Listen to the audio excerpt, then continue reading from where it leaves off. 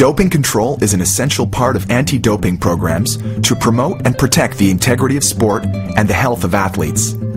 Testing is carried out in accordance with the World Anti-Doping Code and a series of international standards. Hi, I am a doping control officer, also known as a DCO. I play a major role in protecting your rights in the doping control process, which consists of 5 phases. Athlete selection, athlete notification,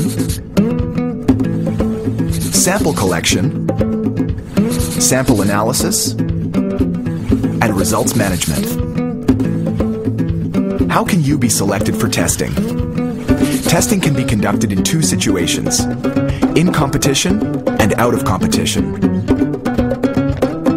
For in-competition testing, the selection may occur in a number of ways, including by random selection, based on finishing position, or by being targeted for a particular reason. For out-of-competition testing, you may be tested anytime, anywhere, with no advance notice. If you have been identified in a registered testing pool, you will be required to provide whereabouts information. You may be tested at home, at your training location, or other relevant locations. How will you be notified? The notification process is the same for both in and out of competition testing. If you are selected for testing, I will show you my DCO accreditation to demonstrate that I am authorized to conduct testing.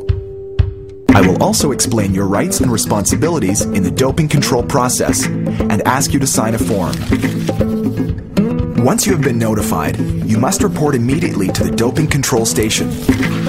You may request a delay for a valid reason, such as you are taking part in a medal ceremony, you must attend a press conference, you require medical treatment. Upon notification, a DCO or chaperone will stay at your side at all times until the testing process has been completed. What is the sample collection process? During this process, you also have specific rights, such as having a representative with you, as well as certain responsibilities. I will first ask you for a valid photo ID to confirm your identity. You will be asked to provide 1 or more urine samples and/or blood samples. When you are ready to provide a urine sample, a doping control official of the same gender as you will witness the passing of the sample and will stay with you until you provide a sample that meets all requirements. You will then be asked to divide the urine sample into B and A bottles and then seal them. Throughout the process, you will be the only one to handle the sample collection equipment, unless you require assistance. Finally, you will be asked to review and sign the doping control form. The samples and a copy of the form that does not disclose your identity will be sent to a WADA accredited laboratory, while the other copies will go to the relevant anti-doping organizations. A copy of the form will also be provided to you. How are the samples analyzed? Once your A sample arrives at the laboratory, it will be opened and analyzed. The B sample will be securely stored. Should the A sample reveal an adverse analytical finding, the B sample will be analyzed to confirm the result. How are the results managed?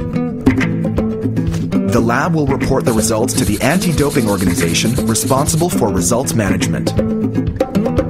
A copy will be sent to WADA to ensure the accountability of the process.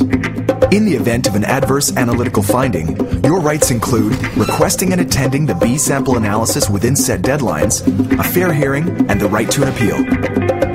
As an essential deterrent, a standard doping control process across all countries helps protect the right of athletes to compete on a level playing field in the true spirit of sport.